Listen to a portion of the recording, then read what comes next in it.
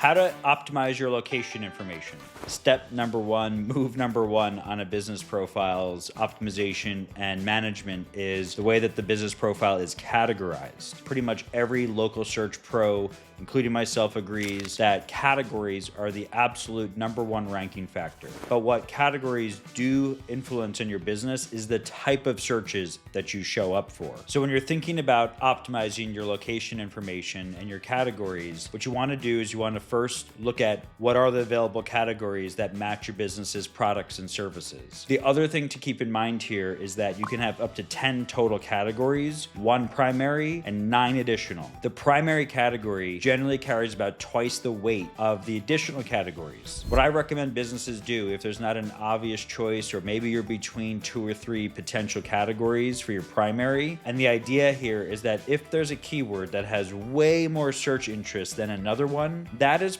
probably going to be the best primary category for your business. Google is going to rank your business higher when you are the most relevant. So just be careful and be mindful about not just trying to add categories just because you can. Only add them when they make sense for your business. One of our frameworks is more information, but also completeness. So you can't add an attribute just like you can't add a category to your business profile, but you can complete the attribute by saying, yes, we have free Wi-Fi, or no, we don't have free parking, or yes, we accept appointments. But what you should do is basically go in and say, yes, we're this, no, we're not that. You want to leave no attribute undefined or unanswered. And the simple reason for this is because Google wants more information about your business and it makes your listing more complete. So by completing this section, you're satisfying that thirst for Google that it wants more information. And it's also going to make your listing less likely to be getting third-party and user edits on it, which is also advantageous because if an update is pending on your business listing, Google is basically saying, this information might not be accurate anymore. So make sure your attributes are 100% accurate, 100% complete, and ultimately you will see that your business profile will be in a better position by having your attributes fully managed, nothing left unknown or undefined, and you will see your performance as a result improve.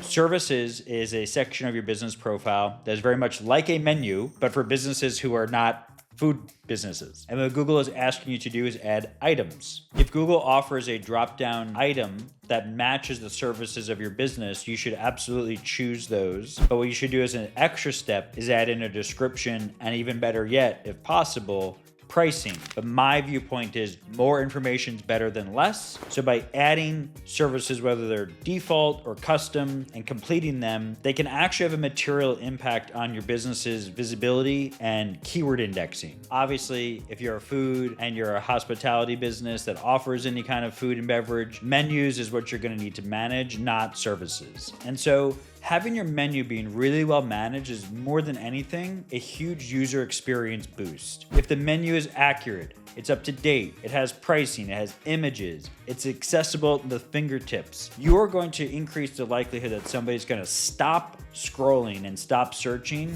and start navigating or make a reservation to come to your business instead of the competition. Google does actually index the keywords in the menu. So if you want to get found for hamburgers, you want to get found for steak, seafood, sushi, whatever, that keyword in the menu is huge. Google literally will eat up this content. By doing this frequently and consistently, you are actually really optimizing your business profile in a way that most food and beverage businesses are not. Google Posts, also known as updates, are a great way to generate activity on your business profile. What's important to know about posts and updates is that they do not affect your rankings directly. So posting is about activity and about trying to drive engagement. So if we're thinking about posts in that framework, what we should really be doing is posting as often as necessary to generate activity on our listing, but making sure that the message that we're presenting to users is also going to likely drive engagement. The way that I try to think about this is I like to think about posting in the present and future tense only. What really matters is How relevant is that post to users today? On MapLabs, we often have businesses posting daily, weekly, or monthly with our recurring post feature. For restaurants, they post about breakfast during breakfast hours, lunch during lunch, happy hour during happy hour, with the idea being that when it's that time of day, they are seeing the right message at the right time. So in summary, posting is really more about the activity and the messaging that you can present to users. And the more frequently and recently you've posted, the more visible those posts will be, and the more timely those messages are, the more likely they are to drive engagement.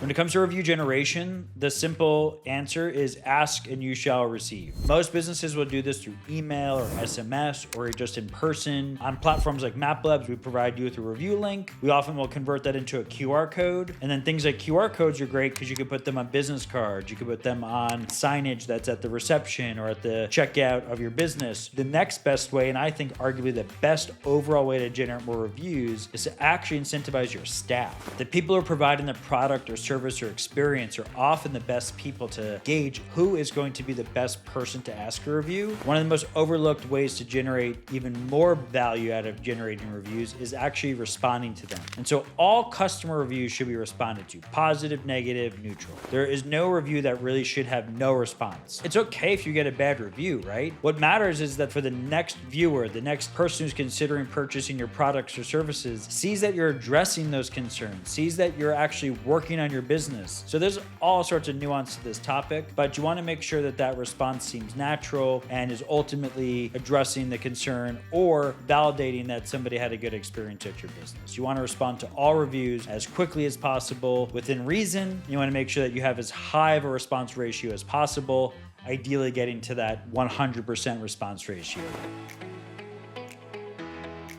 So as a business owner, what you can control, right, is the frequency and the volume at which you add images. A lot of businesses will add photos to their business listing when they open their business, and they'll never add them again. So at large, what you should be doing is thinking about using your business profile as a distribution platform for your photos, not just adding them on your website, not just adding them on your Instagram and your Facebook and your TikTok, but actually also then putting those things in the photo gallery on your business listing. Daily is better than weekly, weekly is better than monthly, monthly is better than quarterly is better than annually, so on and so forth, right? The more frequently you add images, the better off you are. Video is also very powerful because obviously video can say more than just a picture, and Google does love when businesses add video. Video goes through a similar processing that photos do, but be mindful that Google has different video requirements than other platforms like Instagram and TikTok, but also again, just be considerate and think about why are people on your listing? What message do we want them to receive? Make sure that video does that. And then think about that frequency,